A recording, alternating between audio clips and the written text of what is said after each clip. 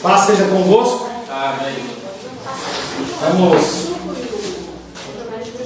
Vamos retomar o nosso estudo.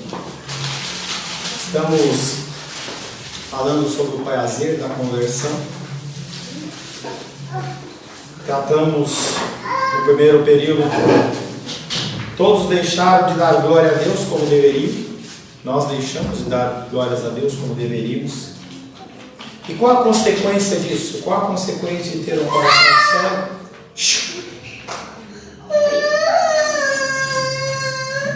Qual a consequência de termos um coração cego, duro, morto, incapaz de submetermos à lei de Deus? Todos estamos sujeitos à condenação eterna de Deus. Aquelas pessoas que não se convertem, aquelas pessoas que ouvem a palavra e continuam decidindo pelas suas próprias decisões, pelas suas próprias vontades, essas pessoas, elas vão estar sujeitos à condenação eterna.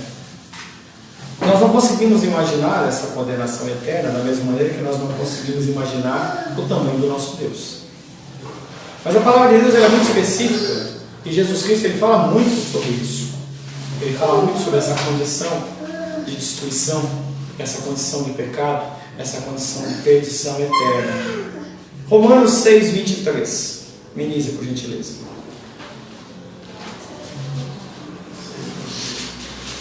Romanos 6. Pastor, acabar a segunda feira, eu pedi para Romanos. Ou não aguenta não, ainda não. Romanos 6, 23. Porque o salário do pecado é a morte, mas o dom gratuito de Deus é a vida eterna em Cristo Jesus, nosso Senhor. Corações cegos, duros, mortos, incapazes de submeter à lei de Deus, têm como prêmio a morte. Morte não é você está com 90 anos, fechou os olhos, aqui está falando de morte espiritual. É você está andando como vivo na terra, mas sendo morto.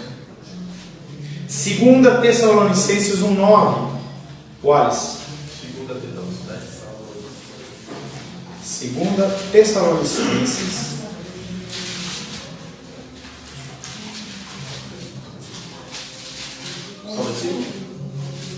1,9. Estes sofrerão penalidade de eterna destruição, banidos da face do Senhor e da glória do seu poder. Ele não está certo, eu estava lendo dois. Esses quem? Nós não, estava errado. Aqueles que têm o coração duro, aqueles que são cegos, aqueles que estão mortos, sofrerão penalidade de eterna destruição, banidos da face do Senhor e da glória do seu poder. Visto que nós desprezamos a glória de Deus com nossa ingratidão, uma forma de você desprezar a glória de Deus é a sua ingratidão, olhar para as coisas que deveriam ser feitas e como são feitas e não são feitas segundo a vontade de Deus, nós somos ingratos, nós somos desconfiados, desobedientes. Nesta condição nós somos sentenciados à exclusão do gozo dessa glória para todo sempre, na eterna desgraça do lago de fogo e enxofre. Não é o inferno, é o Geena, lago de fogo e enxofre. Esse lugar pior que o inferno ocorre 12 vezes no Novo Testamento e pasme, quem mais fala disso é Jesus Cristo. Jesus fala 11 vezes sobre esse lago de fogo e enxofre. Não é um mito, não é uma historinha criada por pregadores que estão sinistros e zangados. O pastor está falando muito de pecado, está falando muito de inferno. A Rosângela deve pisar no calo do pastor Paulo lá, a Luísa deve criar problema, então ele chega aqui para a igreja, ele está bravo. Inferno, lago de fogo e enxofre, não é um mito, não é uma historinha criada, mas é uma advertência do Filho de Deus que morreu para libertar os pecadores da sua maldição. Quem não lhe dá atenção incorre em grande risco viver nesse tormento o tempo todo. Muitas ilustrações e aplicações as pessoas falam a respeito do inferno, desse local final. Uma que eu gosto bastante é um local em que você é entregue ao seu próprio coração, mas que nunca satisfaz os seus desejos. Porque aqui na terra nós somos desobedientes, nós somos rebeldes, mas nós acabamos alcançando aquelas coisas que nós queremos. Se é dinheiro, dinheiro. Se é prostituição, prostituição. Se é uma vida dissoluta, uma vida dissoluta. Porque Deus não entregou a pessoa a fazer o que ela quiser. E aí o que acontece no inferno? É dentro da visão desse pastor, desse teólogo. As pessoas elas vão estar nessa busca e não vão conseguir nunca. Ou seja, é um lugar de depressão. É um lugar de pânico, de tristeza, de amargura, porque as pessoas elas vão correr atrás de coisas e não vão alcançar nada. Sempre lembrando que a graça comum, que é algo que tem no nosso mundo no dia de hoje, para evitar que as pessoas elas se matem de uma maneira generalizada, porque se chover só na minha horta e não chover na horta do ímpio, o cara vai ficar chilicado. Então Deus permite a graça comum. Nesse lugar não vai ter graça comum. Vai ser um lugar de tormento. Pastor, é só para entender, você falou dessa questão do gênero, não sei. Mas, então passa primeiro por esse, depois vai para o inferno? Não existe, o inferno é antes. O inferno é o local de espera das pessoas transgressoras. É onde estão os anjos que caíram da glória de Deus e Deus separou uma parte, estão lá. Então todos os pecadores que estão lá, tem uma parte, o povo já está lá no inferno. Quando vier o segundo julgamento, aí essas pessoas vão sair daqui e levadas para lá. Nesse lado, esse lugar é muito pior. Não é uma mera ausência de prazer, o Geena. Não é aniquilação, também é uma teologia que fala que não, vai acabar. Então, o cara está aqui, ele deixa de existir. Não é aniquilação. Jesus, repetidas vezes, descreve como uma experiência de fogo. Mateus 5:22. Os falsos profetas falam que vão falar, né? Entendi? Os falsos profetas vão vir, né? O senhor falou na pregação da noite. Mateus 5:22, o Ares. De novo.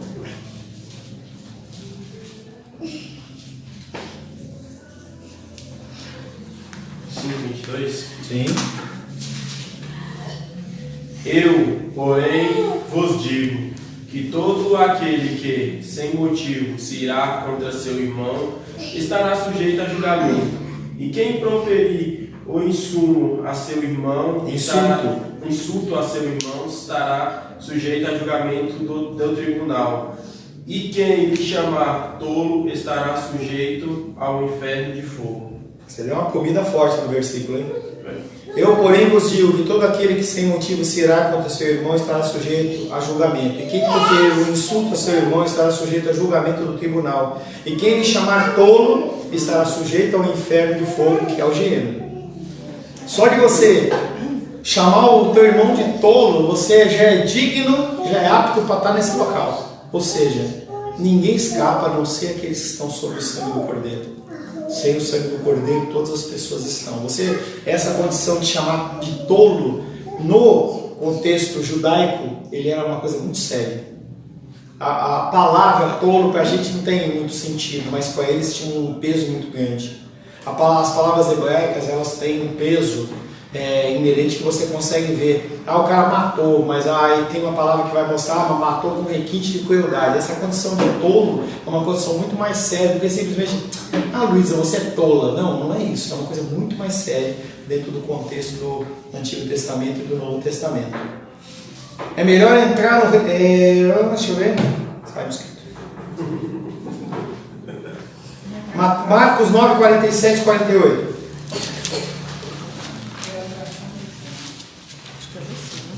Marcos 9, 47 e 48. Ingrid?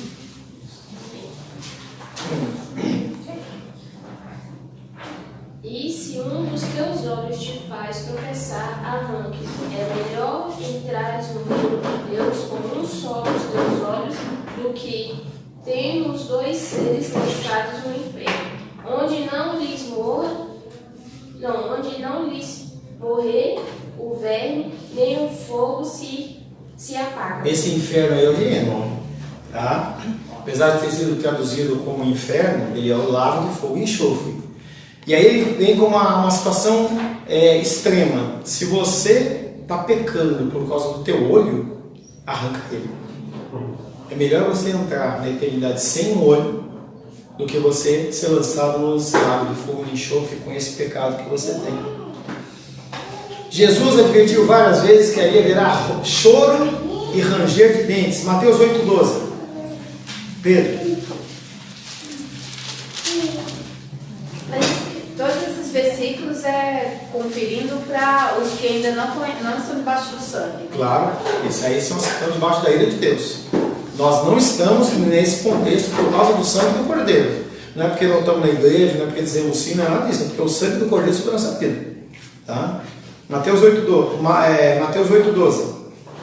Ao passo que os filhos do reino serão lançados para fora, nas trevas, ali haverá choro e ranger de dentes. E aí essa condição de ranger de dentes é de ira, de raiva. A gente vê essa condição, por exemplo, não sei se eu vou levar isso à frente, Jesus Cristo, quando ele fala dos fariseus, fala que eles rangiam os dentes de raiva, porque eles não tinham resposta. Ele estava atacando diretamente a eles e eles não tinham resposta, então eles ficavam com raiva, rangiam os dentes de raiva. O lugar não é apenas de tormento, mas também é um lugar eterno. O inferno, ou o lago de fogo e enxofre, não é terapêutico, não é um local em que as pessoas vão passar um tempo e depois são liberadas. Não é a cadeia, que o cara fica lá 6 meses, 1 ano, 10 anos e depois ele é liberado. Não, é eterno. O inferno não é terapêutico, como muitos escritores populares estão dizendo em nossos dias. Jesus termina a palavra do julgamento final com essas palavras. Mateus 25:41. Luísa.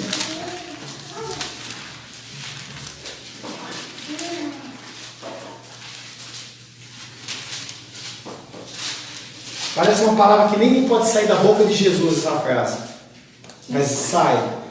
Então o rei dirá também aos que estiverem à sua esquerda: apartai-vos de mim, malditos, para o fogo eterno, 46 também, tá? Por favor, tá?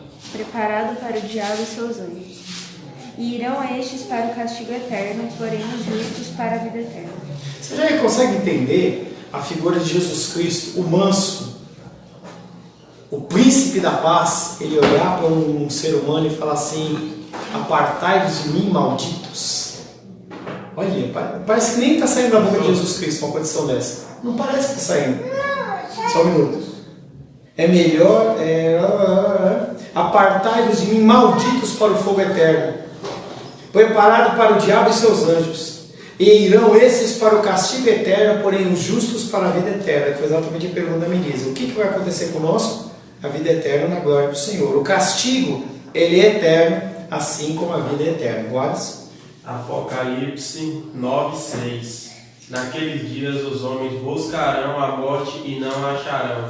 Também terão ardente desejo de morrer, mas a morte fugirá deles. Só que essa condição é antes disso. Nós estamos falando? Sim, mas eles estão falando por causa da prisão lá. Que eles querem ser uma prisão eterna. E nem a morte eles terão. Até a morte será tirada deles. Outro indício de que o Geena é eterno é o ensino de Jesus de que há pecado que não será perdoado na ira vindoura. Mateus 12:32.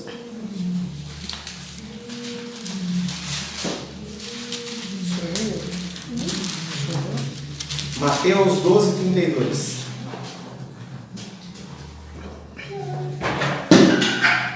Se alguém proferir alguma palavra contra o Filho do Homem, ser-lhe-á isso perdoado. Mas, se alguém falar contra o Espírito Santo, não lhe será isso perdoado, nem neste mundo, nem no porvir. Há muitas teorias do que é esse pecado do Espírito Santo. Muitas.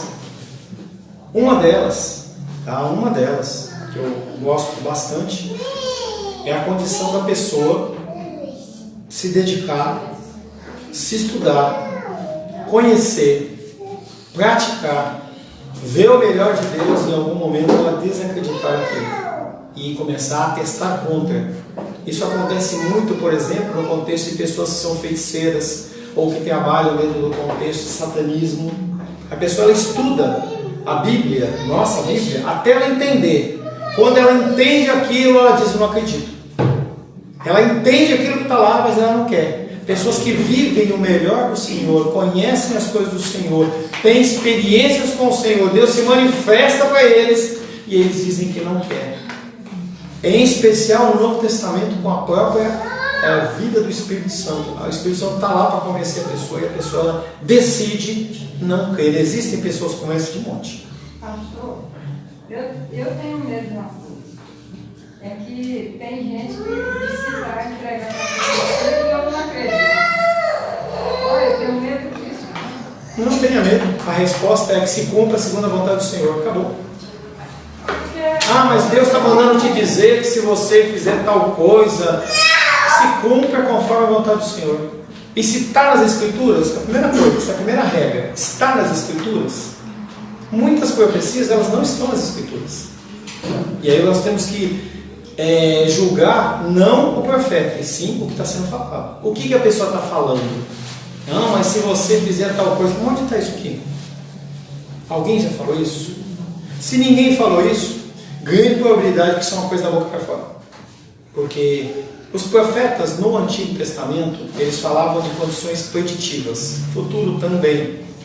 Mas a grande maioria trabalhava no contexto de Gênesis, Êxodo, Levítico, Números e Deuteronômio. Por isso que eles falavam: assim diz o Senhor. Assim diz o Senhor não é eu trazer uma nova revelação.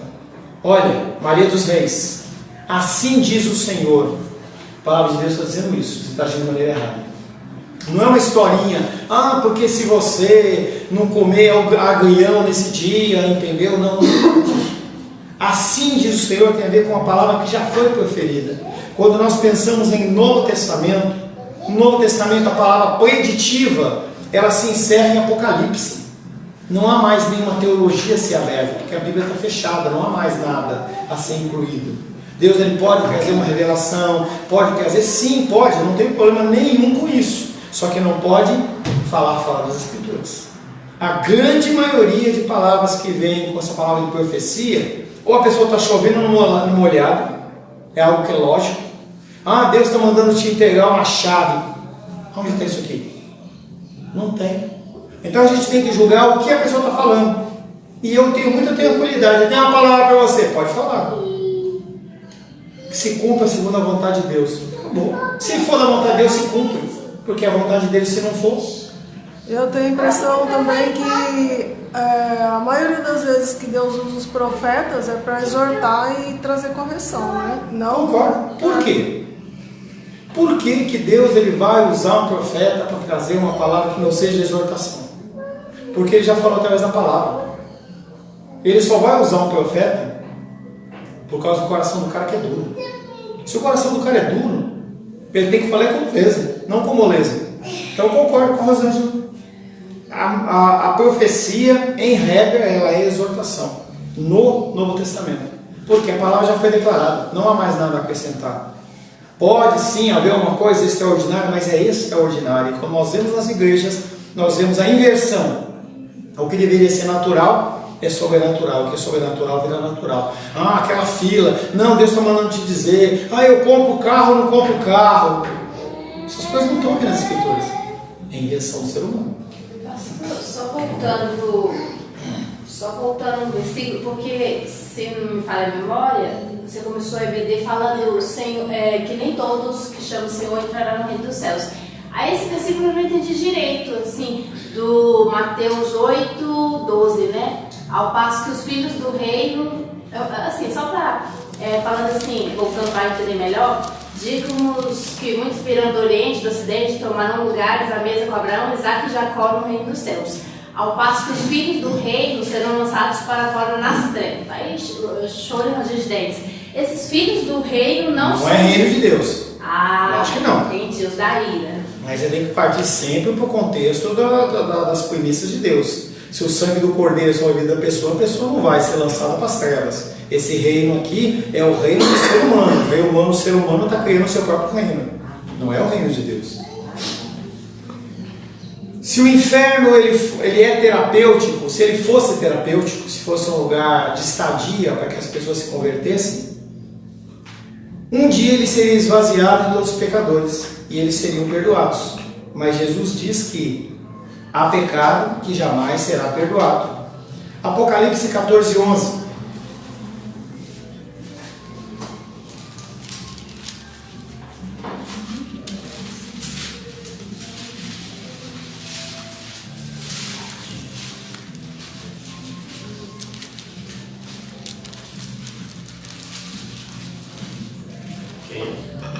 Benício. Ai, desculpa. A fumaça do seu tormento sobe pelos séculos dos séculos, e não tem descanso algum, nem de dia nem de noite. Os adoradores da besta e da sua imagem, e quem quer que receba a marca do seu nome. Essa marca do seu nome é a marca da ira. Vai ter fim? Não. A marca da sua ira. A marca da ira do Senhor. As pessoas elas são marcadas pela ou sangue do Cordeiro ou pela ira do Senhor. Há uma marca. A marca de Caim? Não. Nada a ver. Tá? É uma marca espiritual que diz que essa pessoa ela é salva ou não é salva. A gente vê isso, por exemplo, em Ezequiel aparece isso, no Apocalipse não aparece isso também. A condição de que um ancião é saído com um pincel para marcar a testa daqueles que são filhos de Deus e que não são filhos de Deus. Então há uma visão espiritual que nós não temos de pessoas que são salvas e que não são salvas. Tá? A fumaça do seu tormento, daqueles que não são filhos, daqueles que estão debaixo da ira do Senhor, sobe pelos séculos dos séculos. Séculos dos séculos é uma expressão. Não quer dizer que vai ser 100 anos em 100 anos, não. Quer dizer para sempre, da mesma maneira que Jesus Cristo está conosco até a consumação dos séculos. Essa condição de séculos é uma condição só ilustrativa de que Ele vai estar conosco para sempre e que também as pessoas que estão lá nesse lago de fogo e enxofre não vão sair nunca. Então não adianta você orar pelo morto, não adianta você fazer a missa de 7º dia. Você pode fazer? Pode, mas não vai mudar em nada. As pessoas acham que tem a condição do purgatório. Então a pessoa está lá, ela vai sofrer por um tempo, entendeu? Por aquilo que ela fez na terra. Depois desse tempo, o que vai acontecer? Ela vai ser liberada. Não existe essa condição. A fumaça do tormento daquelas pessoas sobe pelos séculos dos séculos e não tem descanso algum. Sobe para onde? As narinas de Deus. Sobe as narinas de Deus. É um incenso suave ao Senhor, porque a manifestação da glória dele através da sua justiça não acabou em pizza. A vontade de Deus se cumpriu. Para ele glorifica o nome dele. Por mais que para nós seja uma coisa estranha. Você imaginar, o cara está preso, vai passar a eternidade lá, passar 30 anos, 40 anos preso lá na Papunda. Deus é glorificado por isso, porque é a manifestação da justiça dele. Não tem descanso nenhum, nem de dia nem de noite. É o dia e a noite, o tempo inteiro, as pessoas sendo atormentadas. E nós não conseguimos mensurar, eu não consigo mensurar isso. Porque nós sempre imaginamos no contexto humano. Enquanto eu magoo a Luísa, o meu perdão com ela é muito mais fácil de ser acertado do que se imaginar a glória de Deus. O tamanho da glória de Deus é o tamanho do dano que nós causamos quando nós não obedecemos a Ele e somos pecadores. Se eu não falar, Deus sabe o que eu estou pensando, então falo logo. Então parece que esse Deus é malvado, porque tem prazer em justiça. Aí não é o prazer, porque o que acontece, vocês? Nós pegamos palavras como prazer, que são aplicadas a seres humanos, e nós fazemos uma transferência direto para Deus. Não é a mesma característica. Porque Deus ele é santo e perfeito, nós somos pecadores. Quando nós pensamos em prazer, nós pensamos em satisfação do nosso ser. A condição divina de Deus é muito maior. Então não é algo que a nossa mente consegue entender. Mas eu te digo uma coisa. Após o juízo, você vai entender. Nós vamos conseguir olhar para entes queridos nossos que vão passar a eternidade no inferno. Nós vamos falar assim: está certo, Deus que Deus fez está certo. Ele vai colocar o entendimento no nosso coração. Até lá, nós não vamos entender. Normal. Tá? Numa aula que você deu, naquele estudo dos atributos de Deus. Então, um dos atributos de Deus é a justiça, e a justiça dele é perfeita. Aqui na Terra, a gente fica, com muitas questões aí no nosso país, a gente fica querendo a justiça, e a nossa justiça é um trapo de imundícia. Então, imagina a justiça de Deus perfeita. Então, é uma justiça santa, em que não há erros, né? Perfeita. O inferno é algo justo, porque procede de Deus. A justiça dele vai ser uma justiça perfeita. É equidade e justiça a característica dele. Então Satanás, ele tem o julgamento dele que já foi decretado lá no Gênesis, e ele vai ser justo pelas ações que ele fez, e quando ele cometeu, ele vai ser lançado, e as pessoas também. O inferno é justo. Há pessoas que pensam que um castigo eterno é desproporcional à seriedade do pecado cometido. Eu concordo plenamente. Eu sou uma dessas pessoas. Mas isso não é verdade, porque a seriedade do nosso pecado é infinita, não devido a nós, mas devido a contra quem pecamos. Nós pecamos contra Deus. Quando todo ser humano enfrentar a Deus no dia do juízo, ele não precisará usar nenhuma frase da Bíblia para nos mostrar nossa culpa e como nossa condenação é apropriada. Ele precisará fazer apenas 3 perguntas. Primeiro, não estava claro na natureza que tudo que você tinha era uma dádiva e que você dependia de quem o fez, quanto à vida, respiração e tudo mais? Deus vai olhar para você e falar assim: você acha que você conseguiu fazer alguma coisa nas suas forças? A natureza está mostrando que quem fez tudo foi Ele. Segunda, o sentimento judicial em seu próprio coração. Não considerava as outras pessoas culpadas quando não manifestavam a gratidão que deveriam ter em resposta a um gesto de bondade da sua parte. Quando você age bem, você espera que a pessoa te retribua com essa mesma manifestação de amor. Não há um senso de justiça no nosso coração. Nós não sabemos que uma coisa está certa ou que está errada, nós sabemos. Todo ser humano sabe que está fazendo errado. Então, nessa condição aí que nós vimos, por exemplo, da menina que foi violentada, aquele homem que estuprou, ele sabia que estava fazendo algo errado. E ele vai ser julgado por isso. A menos que o sangue do Cordeiro seja sobre a vida dele e ele se arrependa decorrente disso. E a terceira, sua vida foi cheia de gratidão e confiança para com Deus? Proporcionais à generosidade e autoridade dele? Você foi grato a Deus por tudo o que Ele fez por você? Em algum momento, se em algum momento da sua vida você não foi grato, você é digno do inferno. E aí o autor escreve: caso encerrado. Qual que é a única forma de escapar disso? Sangue do Cordeiro. Ele vai olhar para você e falar assim: você é merecedor do inferno. Você devia ter feito isso, isso e isso, agido dessa maneira. Vai ser aquele momento em que nós vamos nos sentir como uma ameixa, rugadinha, amassadinha. Mas ele vai falar: por causa do sangue do meu filho, entra. Você não é bode, você é ovelha. Por quê? Porque A e não B? Não dá para saber. Talvez, não sei dizer, talvez ele explique ou ele dê a razão. Talvez não. Simplesmente ele fale: esse sim e esse não. E a justiça e o julgamento dele, a decisão dele é plena, soberana e é equitativa. Não tem margem de erro. Naquele momento nós vamos entender essa situação. Aqui na Terra não vamos entender. Pastor, uma vez na EBD, eu lembro, ficou na minha mente, que o Seba, ele citou esse versículo, a gente falou mais ou menos, questionando esse assunto, porque uns sim, outros não. Citou em Romanos, eu acho.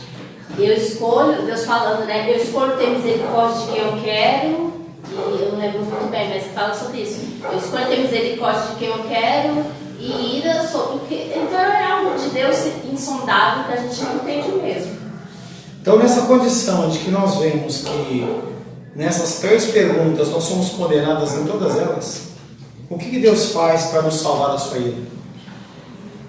Jesus Cristo é a solução. Jesus Cristo veio ao mundo para salvar pecadores. Ele decidiu que pessoas seriam salvas. Mesmo assim, em sua grande misericórdia, Deus enviou seu Filho Jesus Cristo para salvar pecadores, morrendo em lugar deles na cruz e ressuscitando corporalmente. Fiel é a palavra e digna de toda aceitação. 1 Timóteo 1,15.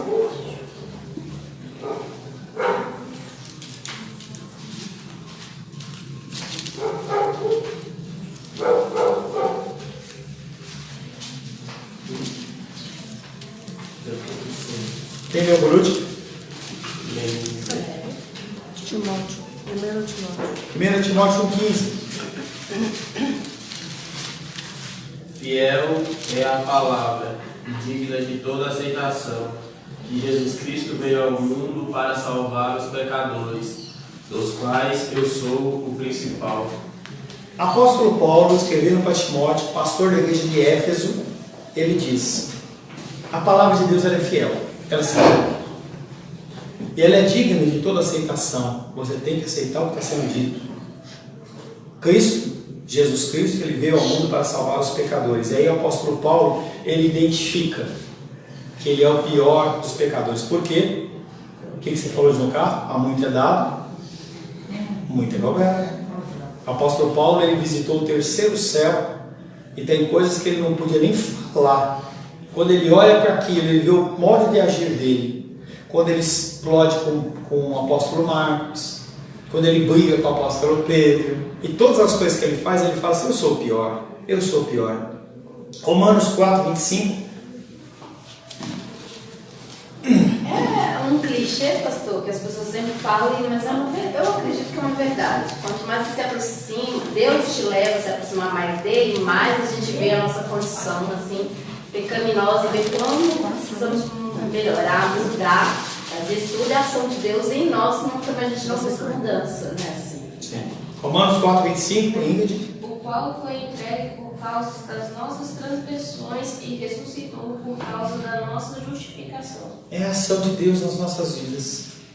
Em contraste com a notícia terrível de que caímos sob a condenação do nosso Criador e de que Ele é obrigado, entre aspas, porque assim Ele determina, pelo seu próprio caráter justo, a preservar o valor da sua glória, derramando a ira eterna sobre o nosso pecado, temos as maravilhosas novas do Evangelho. A palavra Evangelho quer dizer boas novas. Quando Jesus Cristo ele nasce, Juju desce. Desce. Vai sentar.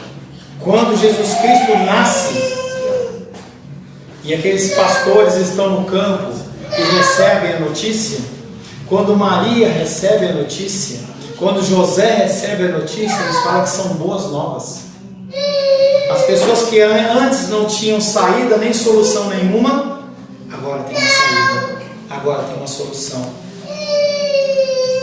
Essa é uma verdade que ninguém jamais poderá aprender da natureza. Ela tem que ser transmitida aos vizinhos, pregada nas igrejas e levada aos povos missionários. A natureza, ela transcende e mostra a glória de Deus. Mas Deus levanta seres humanos para falar do Evangelho. A palavra de Deus diz: como que as pessoas vão acreditar se não há quem pregue? Nós temos que falar do amor de Deus, porque as pessoas elas não vão aceitar Cristo apenas por olhar para a samambaia ou por olhar para o coqueiro ali na frente. Nós precisamos falar a palavra de Deus, é a única coisa que traz realmente a conversão. Essa palavra tem que ser transmitida aos vizinhos, pregada nas igrejas e levada por missionários. A boa nova é que o próprio Deus decretou uma maneira de satisfazer as exigências da sua justiça sem condenar toda a raça humana. O perdão de Deus era algo tão grande, tão forte, tão enorme que ninguém poderia salvar. E Ele sabe disso. É por isso que Ele mesmo se entrega para morrer na cruz do Calvário para nos salvar. O inferno ou Geena é uma maneira de acertar as contas com os pecadores e fazer prevalecer a justiça de Deus. Há, porém, outra maneira. A sabedoria de Deus determinou uma maneira de o amor de Deus nos livrar da ira de Deus sem comprometer a justiça divina. Duas formas de resolver esse problema. Uma, inferno. Manda para o inferno as pessoas que não se convertem. Segundo, o sangue do Cordeiro sobre aqueles que Deus determinou como filhos e filhas. São as duas formas de se cumprir a justiça e o juízo de Deus. Do que se trata essa sabedoria de Deus, que Deus determinou em relação ao seu amor? 1 Coríntios capítulo 1, verso 23 e 24. Pedrão, sossega com os negócios aí. 1 Coríntios 1, 23 e 24. Que Cristo que nós temos que falar? Quem é esse Deus? Que Jesus é esse? 1 Coríntios capítulo 1, versos 23 e 24.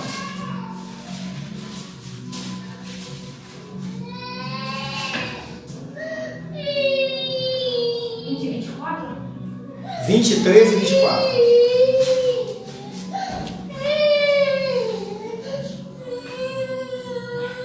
Mas nós pregamos a Cristo crucificado, escândalo para os judeus, loucura para os gentios, mas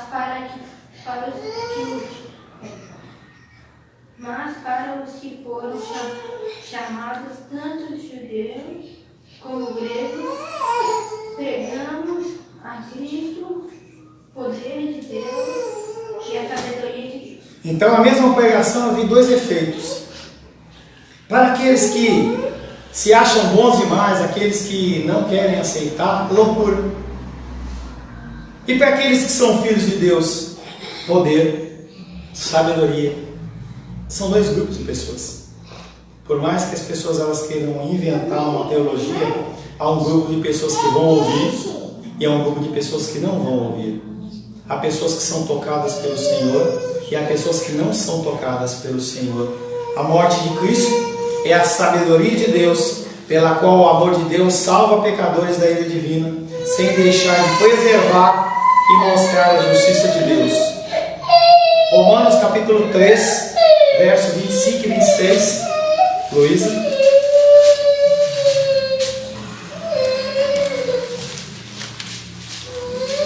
Romanos 3, o quê? 25 e 26. A quem Deus propôs no seu sangue como propiciação, mediante a fé, para manifestar a sua justiça, por ter Deus, na sua tolerância, deixado impunes os pecados anteriormente cometidos, tendo em vista a manifestação da sua justiça no tempo presente, para ele mesmo ser justo e o justificador daquele que tem fé em Jesus. Então ele mostra, através desses dois versículos, a condição do ser humano em que ele vive segundo o seu coração durante toda a sua vida. E muitos desses pecados, eles não são punidos na vida natural, na vida cronológica, mas que elas vão ser punidas na vida eterna. Aqueles que são salvos, salvos. Aqueles que não são salvos vão para a punição eterna.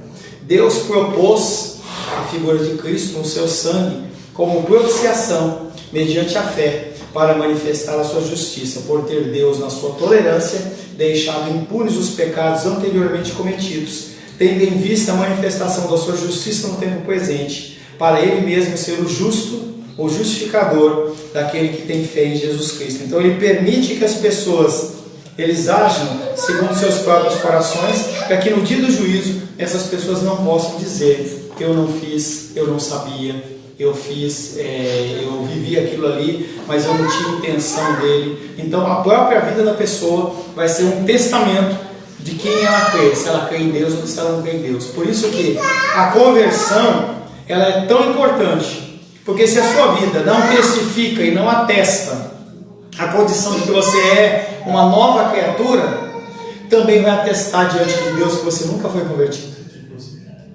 Amém? Senhor, em nome de Jesus, te louvamos por este dia, te louvamos pela palavra aqui pregada, te louvamos, Pai querido, pelo teu amor e tua graça.